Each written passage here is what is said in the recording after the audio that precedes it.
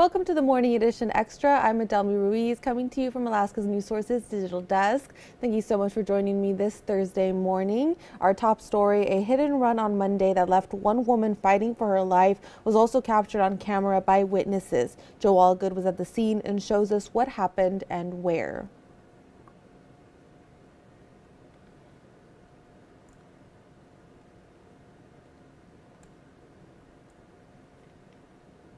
Let him.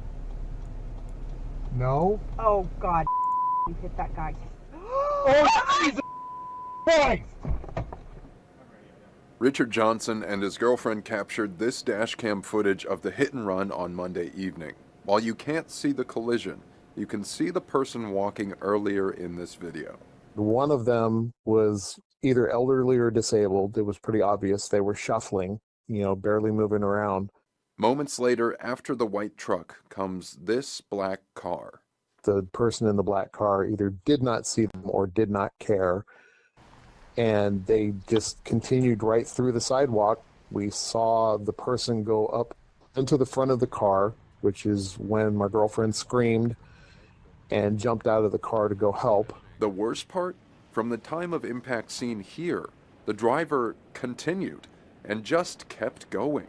Almost 3 blocks from the intersection. I honestly think that they didn't see the person before they hit them, but whatever the reason why they didn't see them, we need to do better. The driver came to the intersection of Mountain View Drive and Commercial Drive here, came down Taylor Street, and then took a left into this car wash parking lot, stopping here, driving away and leaving the woman. There are still bloodstains in the snow behind me. Car wash employees said when they found the woman, she was still conscious and talking. They called 911 while Johnson did the same from down the street. Police told him they were on the phone with the victim at that point. We went ahead and drove home. I didn't even think about it. I was too shook. Later, Johnson gave the dash cam footage to police, but unfortunately, it's hard to identify a license plate in it. Police told Johnson the woman was in better shape than you'd expect, though still bewildered that it even happened. Police say that the woman was taken to the hospital with life-threatening conditions. As of last check, she is still there. Joe Allgood, Alaska's news source. And now we are handing this over to meteorologist Aaron Morrison, who's going to give us a breakdown over what our weather is going to look like as the week comes to an end. Aaron. Thanks, Adelmi. We continue to hold on to some of those warm conditions across a good portion of the state. We're at 32 here in Anchorage, while areas out towards southeast are waking up to those temperatures in the 40s. 7 degrees in Fairbanks, while the slope continues to hold on to some of the coldest conditions that we've seen across the state. We're currently at 21 below in Dead Horse and 13 below in Utqiagvik. We've got this widespread rain returning back towards coastal areas. We're also watching more rain out towards southeast. Now that area of low pressure that's out towards eastern parts of the Aleutians. We've got windy conditions filtering in on the backside of that. That's reinforcing some of that colder weather through the Aleutians, where we'll see a rain-snow mix throughout the day.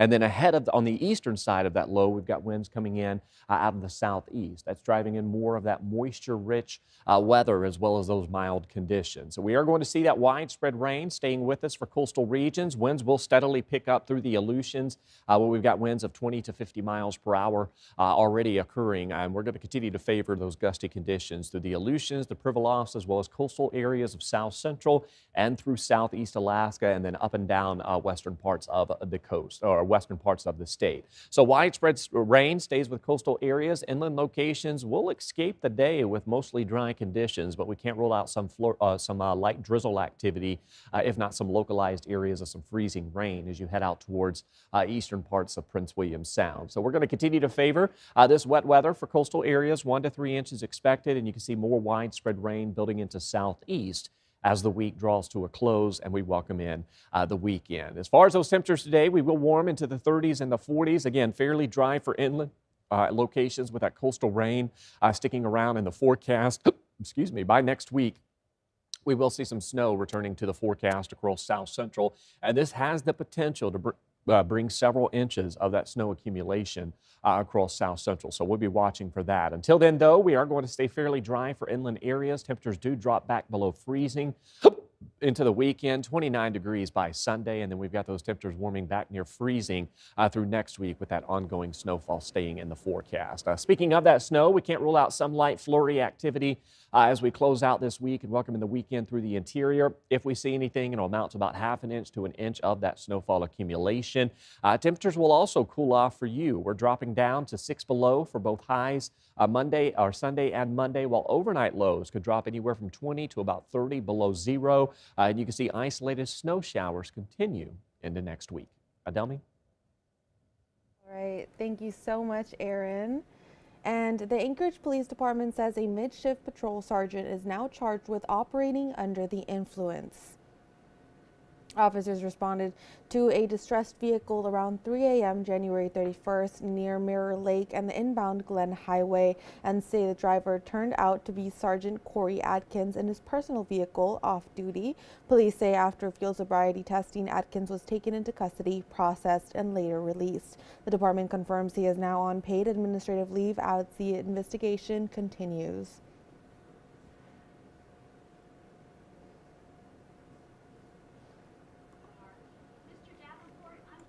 And an update on a murder case in Fairbanks. The man charged with murdering his 87-year-old grandmother last month in Fairbanks did not show up for court today. And 29-year-old Brian Davenport did not show up for court Wednesday. 29-year-old Brian Davenport faces first-degree murder charges in the shooting death of Velma Kuntz last month. She was found shot to death in her wheelchair. Police say her grandson confessed to the crime. Davenport's lawyer entered a not guilty plea on his behalf. He remains held on a $5 million bail at the Fairbanks Correctional Center. His next court date is scheduled for February 26th. And our coverage continues Sunday night after the Super Bowl. The suspect's father, who is also the victim's son, sits down with our investigative team, sharing what he describes as years of mental health decline, before prosecutors say his son shot and killed his grandmother. Watch the special edition of Alaska's News Source Sunday at 8 p.m.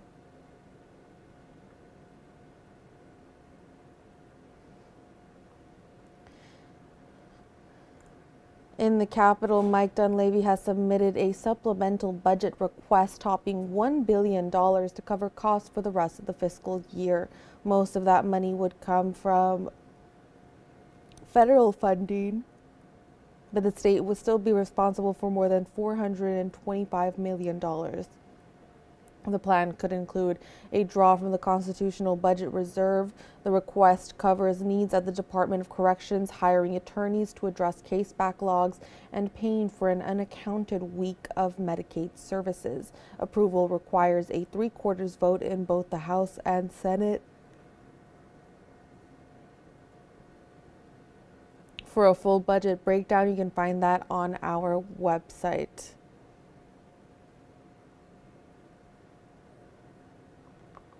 And downtown Anchorage is getting a new public library. It's a plan that's been talked about for years, but as Lauren Maxwell reports, it's finally moving forward.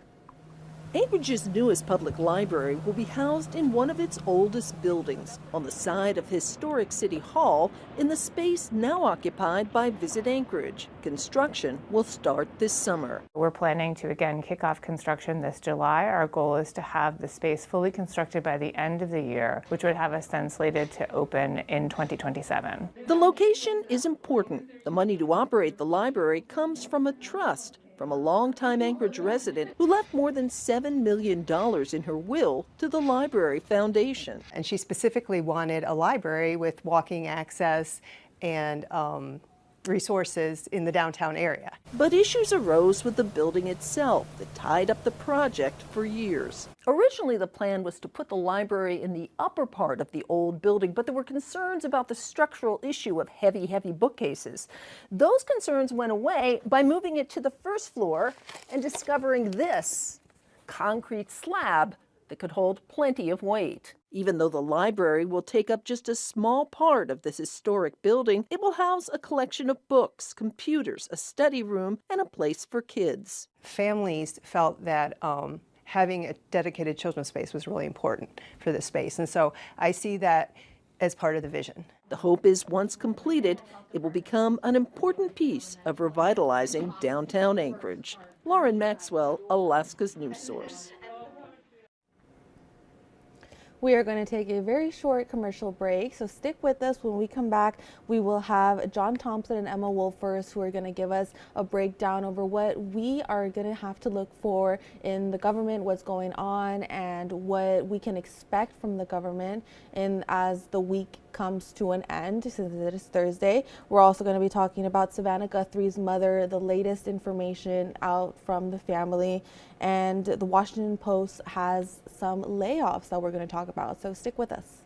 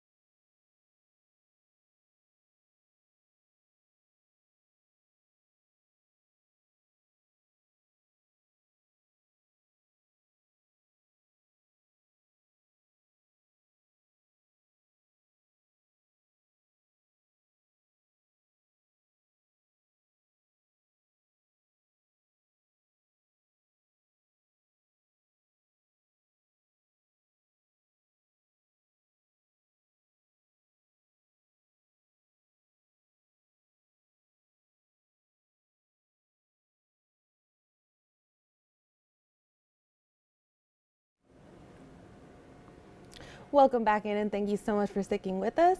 Now we have our very own John Thompson, who's going to be speaking with our Washington correspondent Emma Wolfers on what is going on that you need to know in the government. Anchorage's newest public. All right, well, the Trump administration announced it's reducing the number of federal immigration officers in Minnesota. Alaska's news source Washington correspondent Emma Wolfers joining us now from D.C. Emma, what did the Border Czar Tom Homan have to say in terms of what's happening in Minneapolis, and when will the enforcement operations end there? Do we know? John, Homan says the Department of Homeland Security will immediately withdraw 700 law enforcement personnel from Minnesota.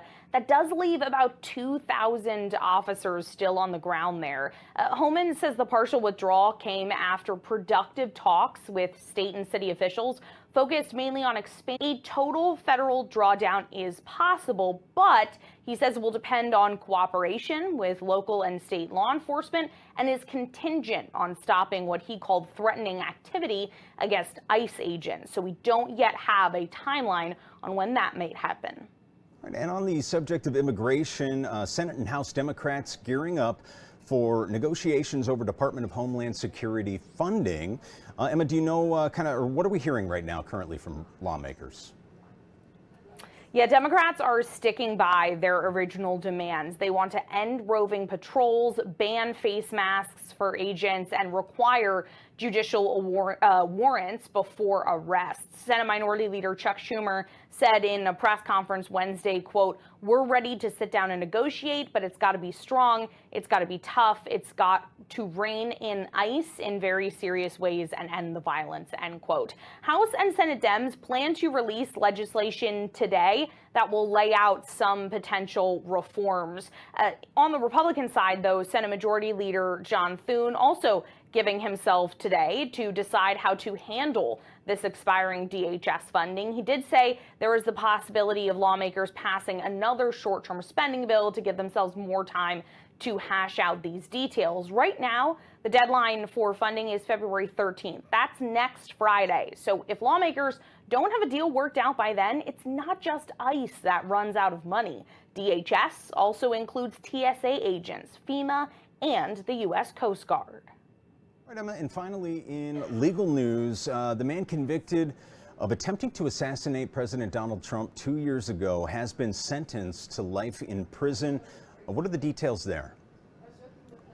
John, back in September, Ryan Ruth was convicted on 5 federal counts, including attempting to assassinate a former president during a presidential campaign. The 59-year-old Wednesday received that life sentence plus 7 years for a gun conviction. Prosecutors had been pushing for Ruth to get life. He has an attorney now, but he represented himself during his trial. Prosecutors say Ruth spent weeks plotting to kill Trump before aiming his rifle through the bushes as Trump played golf at his West Palm Beach country club. All right, Alaska's News Source Washington correspondent Emma Woolforce joining us from D.C. Emma, thank you. And in an exclusive interview with NBC News, President Trump said he could maybe use a softer touch on immigration following the events in Minneapolis. That on the same day, his border czar announced that hundreds of federal agents would be leaving the city. Alice Barr has details from Washington.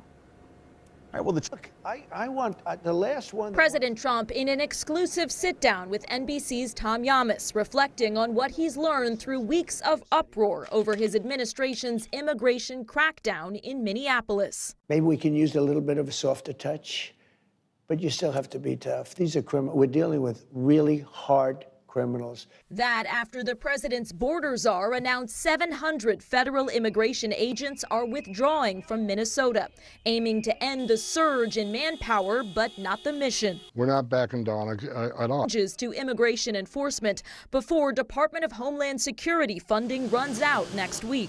It's got to rein in ICE in very serious ways, and if they're not serious, and they don't put in real reform, they shouldn't expect our votes. President Trump also addressing bipartisan pushback over his recent comments about nationalizing elections in some places, despite the Constitution dictating that states run elections. We can't allow cheating in elections. Now, if we need to put in federal controls as opposed to state controls, remember this, they're really an agent. The president repeating his debunked claims of widespread fraud in the 2020 election amid the FBI's controversial seizure of 2020 ballots in Fulton County, Georgia. They're going to look at him, and now they're going to find out the true winner of that state. There is no evidence Georgia's results were marred by fraud, and a hand count of ballots confirmed the results shortly after the election.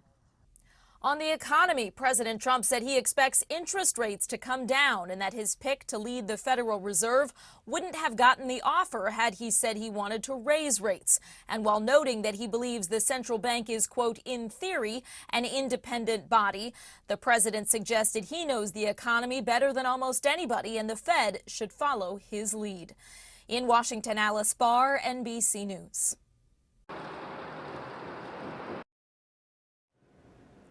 And the Washington Post is going through with mass layoffs. The uncertainty follows a turbulent year under owner Jeff Bezos, which saw changes to the opinion section that prompted its editor to leave the company.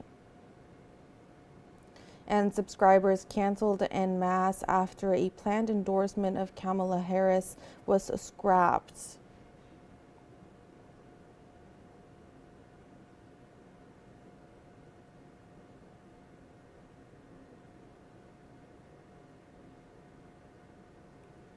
Okay. Wednesday, employees were told to stay home and join a Zoom call where leadership announced what it called significant actions across the company. Sources say that included shutting down almost the entire sports section and canceling the Daily Post Reports podcast. The paper's Metro desk is also being restructured. There are plans to shrink the paper's international coverage. Widespread layoffs have been expected for weeks, especially after leaders decided not to send reporters to the Winter Olympics, but later changed course.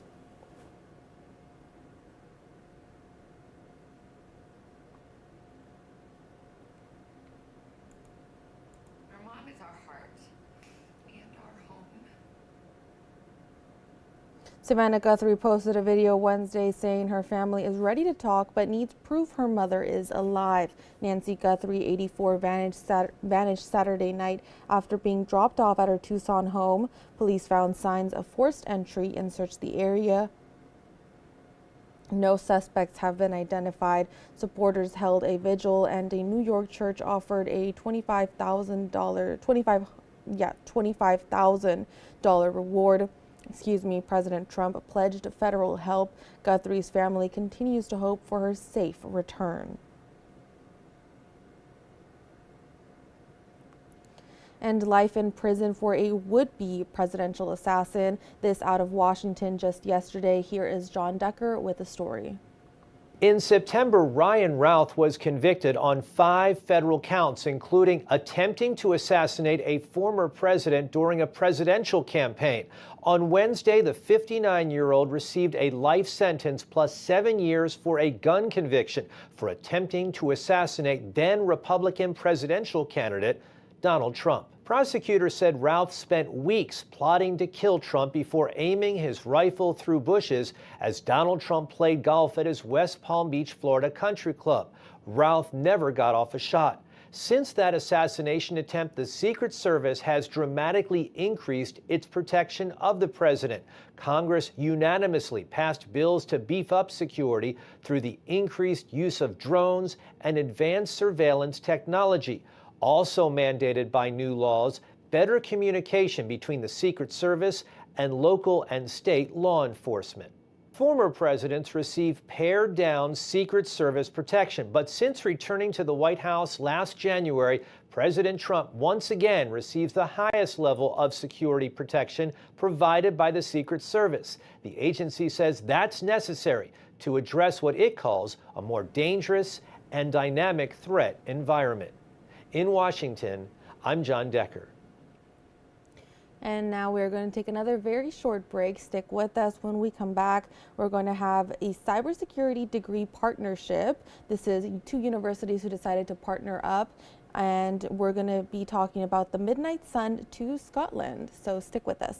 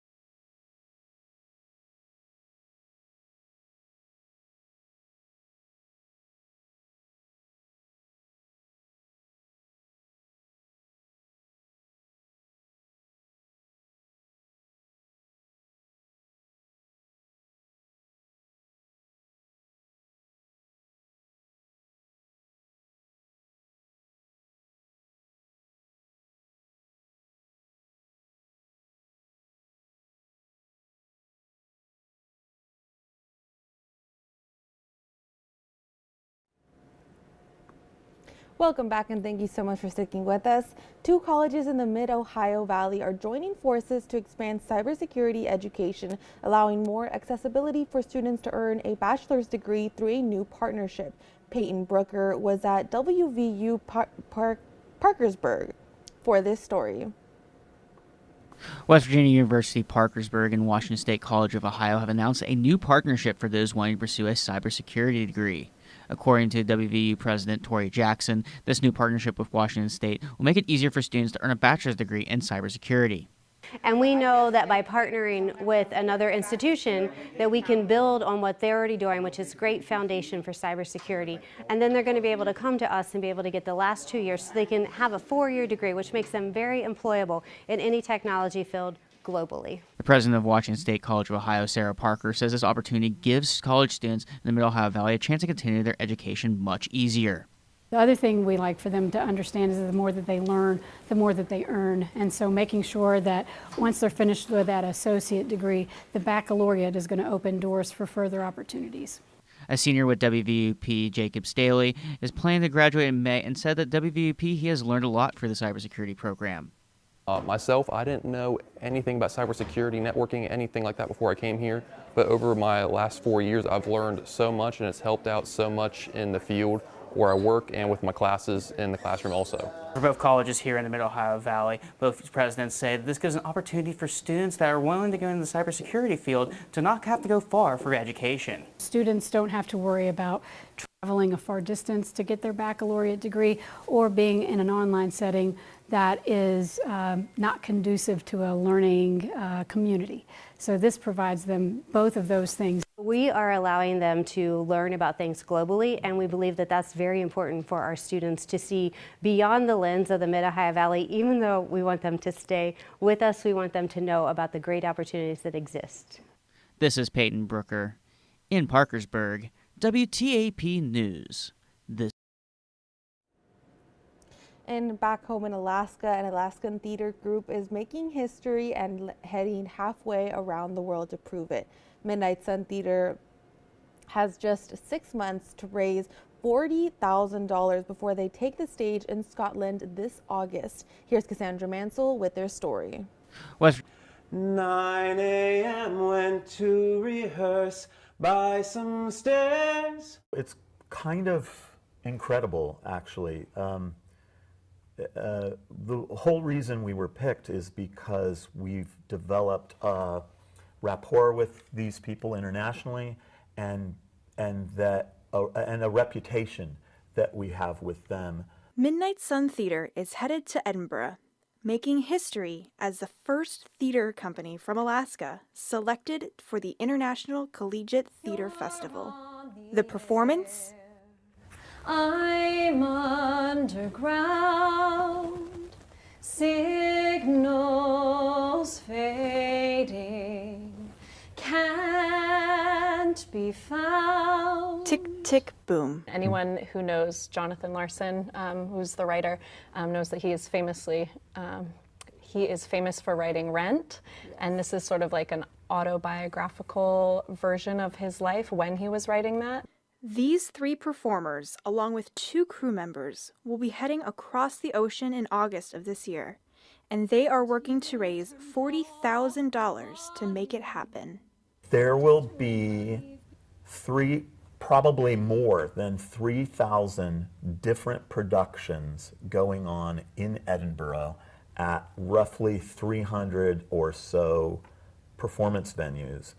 Mike couldn't sing. Well, I've always wanted to go. I almost went last year. And to get to go this year and perform, just amazing. This will be wonderful for us as a group, for Alaska, taking theater to another country and showing it off, I think. Cassandra Mansell, Alaska's news source.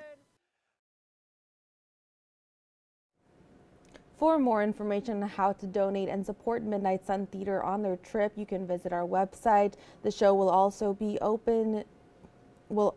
open Tick Tick Boom here in Anchorage on April 10th before heading to Edinburgh in August. And we will be taking another short break. We will be right back. And when we come back, we'll have a Watching Your Wallet, what a 50-year mortgage looks like, a teddy bear clinic, which I am very interested in showing you, and some Super Bowl stories that you're going to want to stick around for. So stick with us.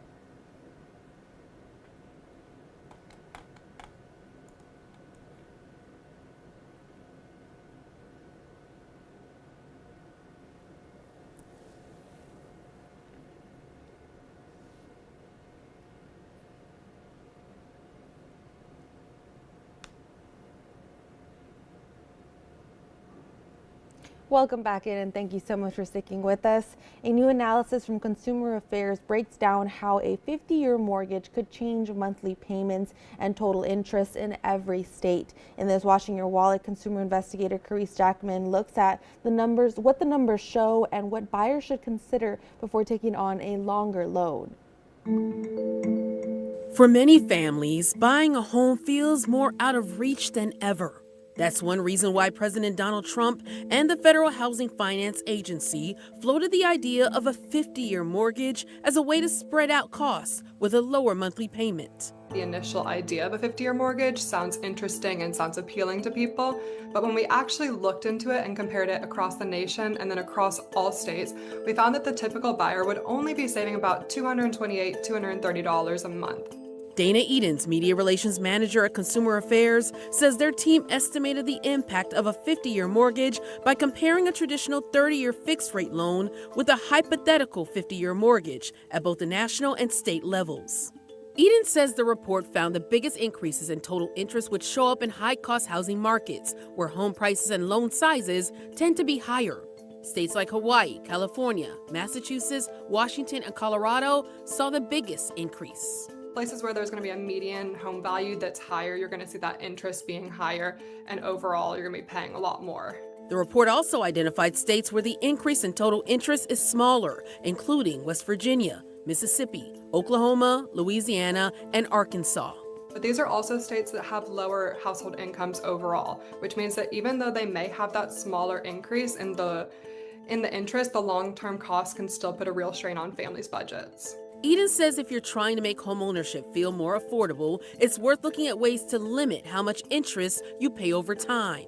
She says that can include paying a little extra towards principal when you can. With this Watching Your Wallet, I'm Carice Jackman. And if you're buying a home, especially for the first time, compare loan types and get quotes from multiple lenders before you make a final decision. And hospital visits can be intimidating for anyone, especially for young children. But at one Iowa hospital, hundreds of first graders are going behind the scenes to see that medical care isn't so scary. Ellen Ide has the story. I don't think you have ears look okay. Can he open his mouth?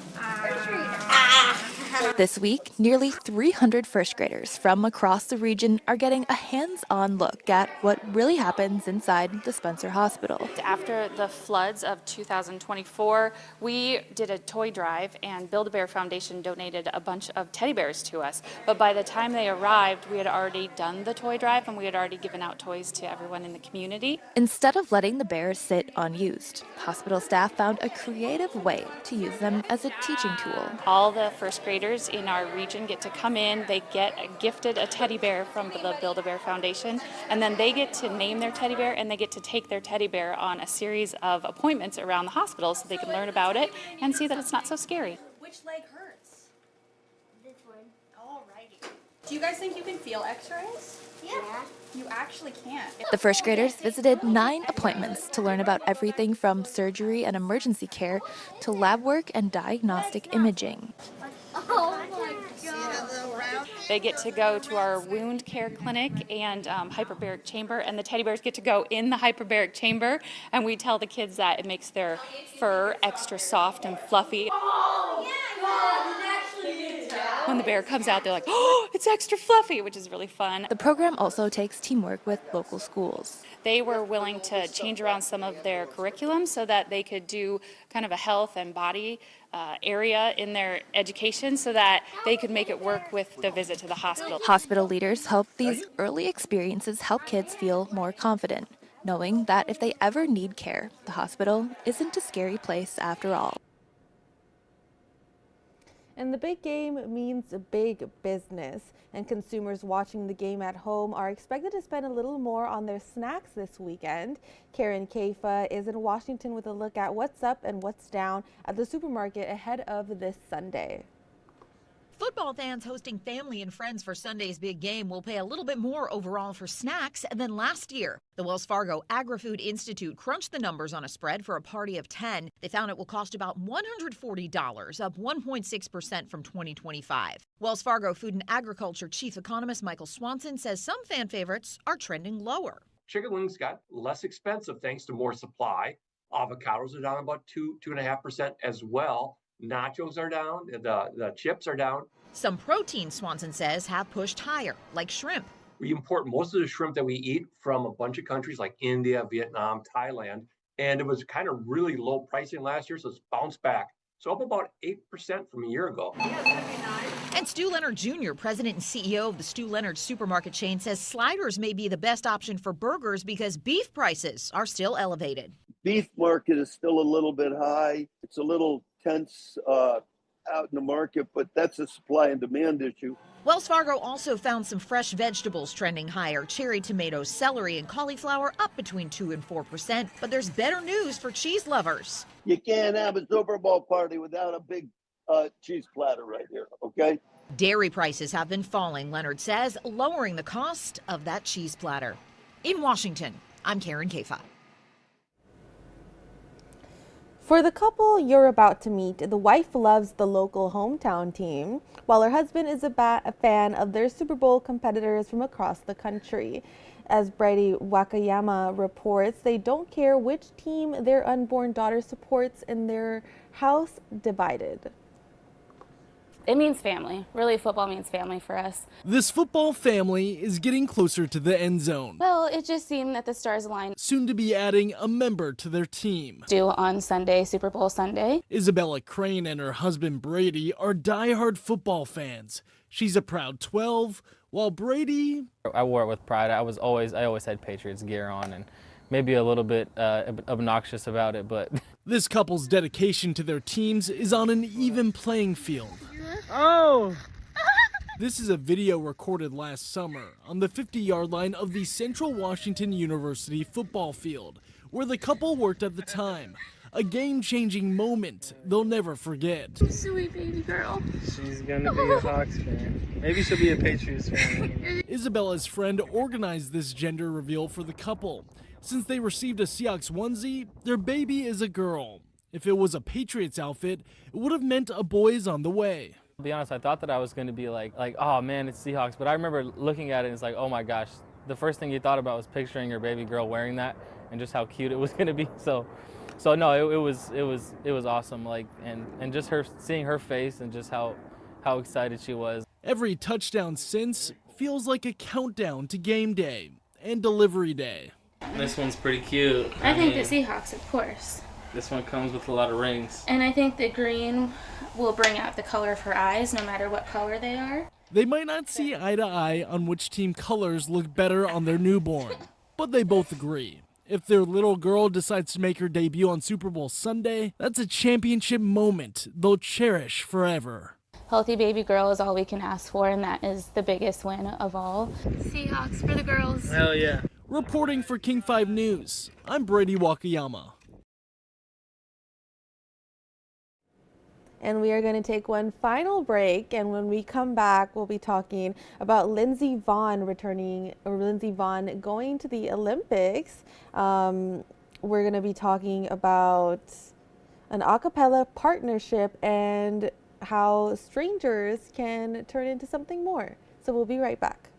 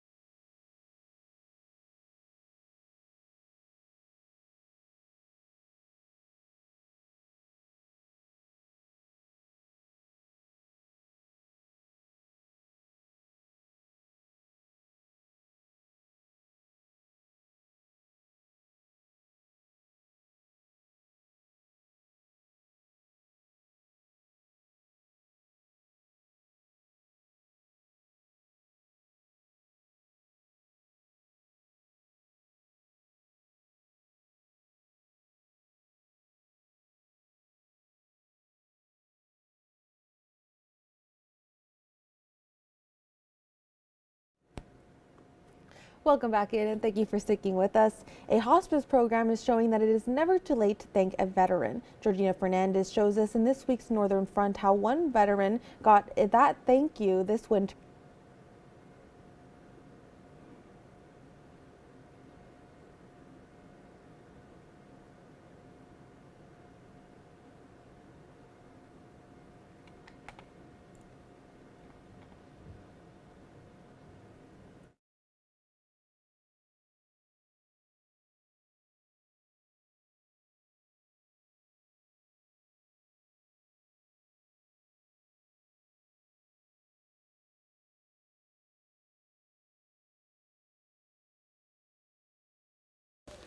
And then, there's Daddy. Flipping through photos. Good looking kid, huh? They paint a treasure story.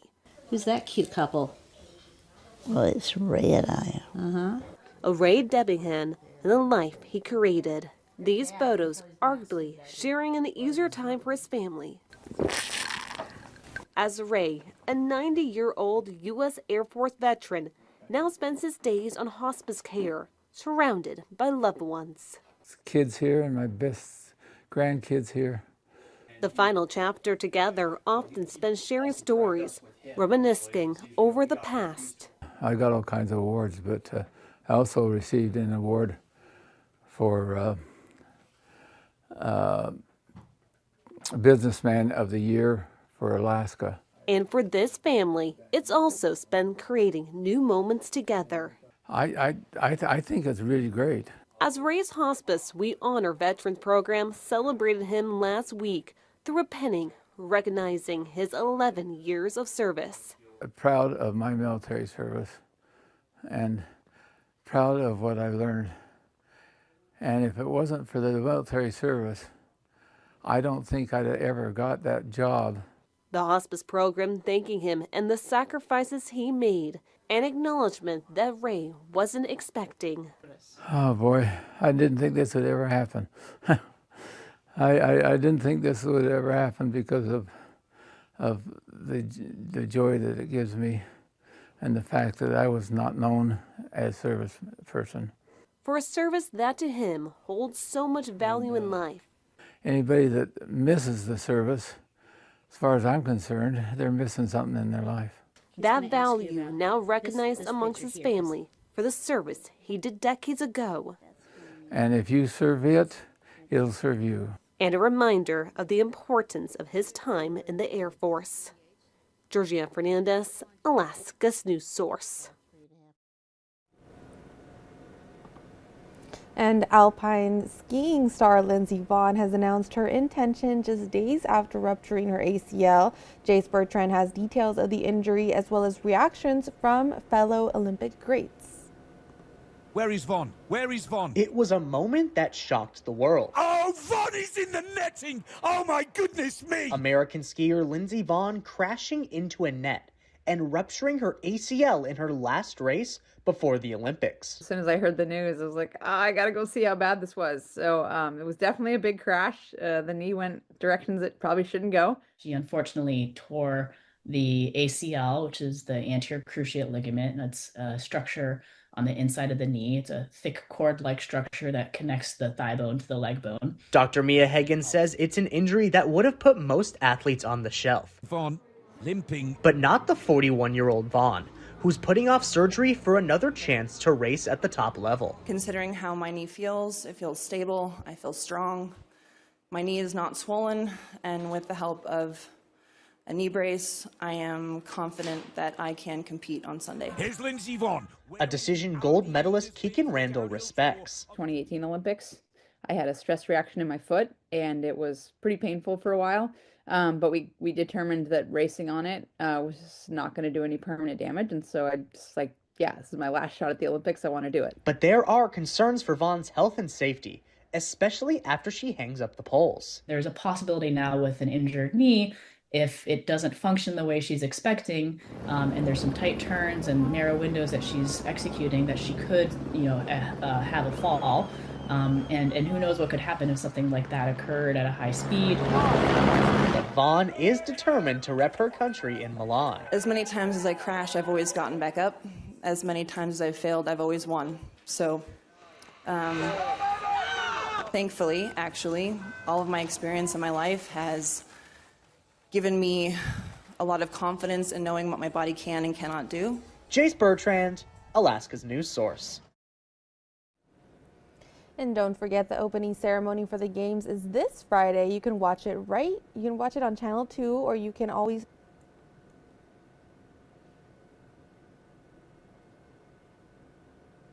And my tablet where my scripts are has just died, so let me just intro this next story to the best of my abilities without any script. So This is a story about how you are not always alone. There's always people surrounding you. Everyone feels afraid sometimes, but fear doesn't get to stay forever. God helps us breathe, pray, and trust Him through it. Tim Kraft wrote the book You Are Not Alone Through a Child's Eyes. He says the book is a resource for families, CPS, schools, and organizations working with kids who have parents in addiction. Every scenario in that book I've seen in real life working in this field. That field is substance use treatment. Kraft was an addict for 12 years and is now in recovery and runs a treatment center in Belpre, Ohio, where he's seen addiction's impact on families firsthand. His wife, Amber, created a companion activity book so kids can take an active role in healing. After the book was wrote, that's where I really got the vision for the activity book. Rebecca Neal, a mother of 3, broke down reading the book for the first time. She says reading it revealed to her how her own kids felt while she was in addiction. Because you never know how many kids feel that way.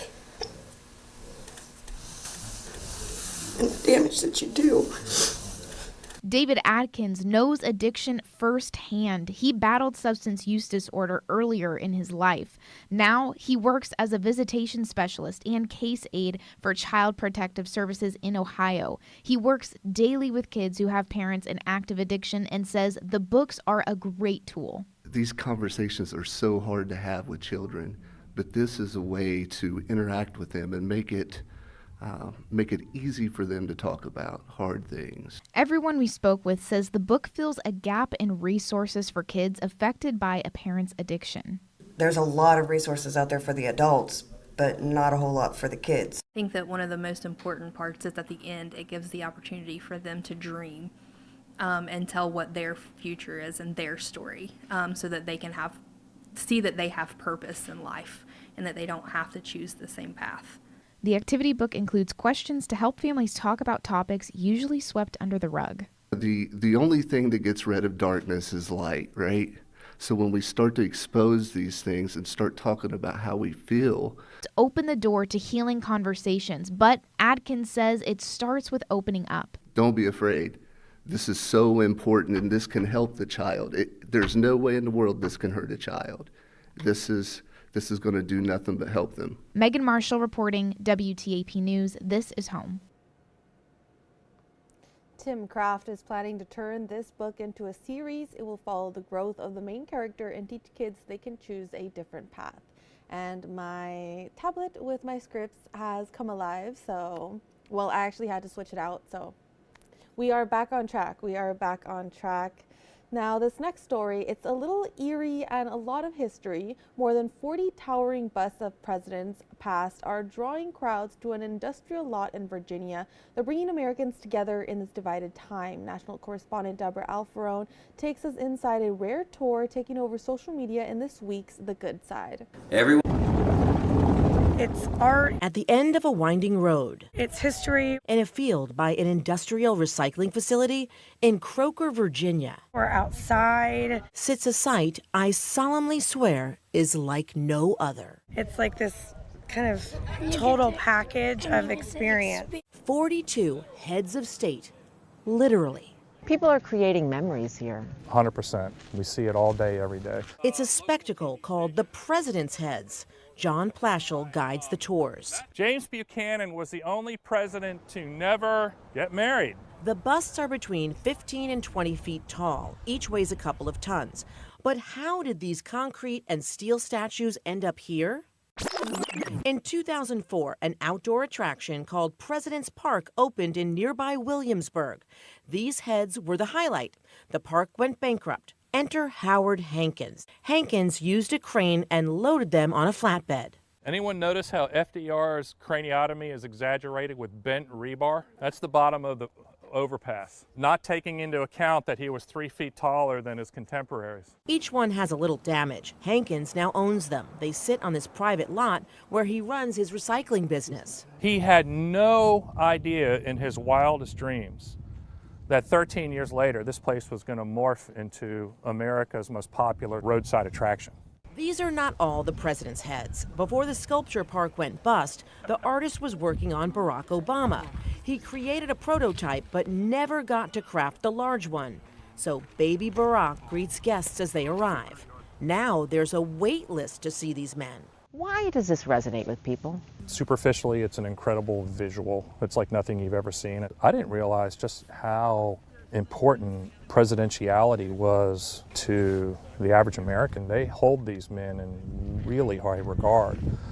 So apart from coming down here to get selfies with their favorite president, you get a lot of folks that want to come down here just to experience a collective group of all of the presidents at once. And by looking back, some here say this unity can be a blueprint for the future. I feel like as a parent, the present is polarizing, or there's certain feelings. But when you look at all these cool, neat presidents of the past, you remember, okay, things have been hard, right? We've had world wars and lots of challenges, and we've had presidents handle those in different ways, and this too shall pass. It's good to kind of remember that, I think. Like this place even more.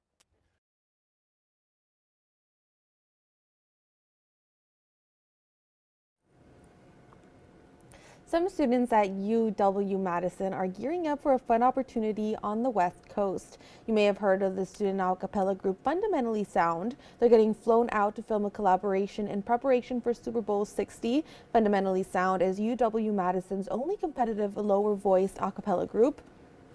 They say they work to make intricate arrangements while staying on the cutting edge of college a cappella. You may have seen their performances on stage or one of their posts on social media racking up millions of views. Sam Schwartz caught up with the group and has more on what they say is the reason they got noticed. Some stuff that I noticed from yesterday and our run on Thursday. A lot of hard work is coming together on this practice stage. The UW-Madison a cappella group Fundamentally Sound competes against other groups across the country. But there's plenty of hard work happening off stage. Here on your phone. Been on our TikTok or seen our Instagram, there's quite a few views and quite a few likes on that. More than a few. Try over 39 million likes and 756,000 followers on TikTok. Mario Lopez, Jaquan Yeager, and the rest of Fundamentally Sound have racked up hundreds of millions of views on their social media. So make sure to give the 16th note the 16th. Their popularity on the small screen has led to some big opportunities. We fly there, we sing. I'm pretty sure we're getting really cool jackets, so I'm excited about that. Members are packing their red button-ups and suspenders and are headed to San Francisco for a commercial shoot with Marriott Hotels and the NFL during the week of the Super Bowl. A lot of us are still trying to wrap our heads around it. This is just a unique opportunity for me as an actor and a singer. The team looking back on the work they've put in. We didn't think that doing something so little as TikTok could make such a big difference. And looking forward to what's next. San Francisco is not ready for Fundamentally Sound, that's all I can say.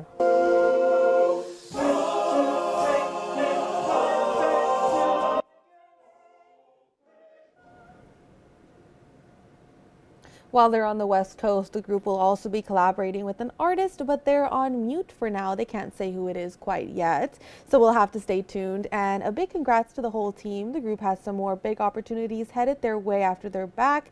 They'll be competing in the International Championship of Collegiate a cappella in Chicago this coming Saturday.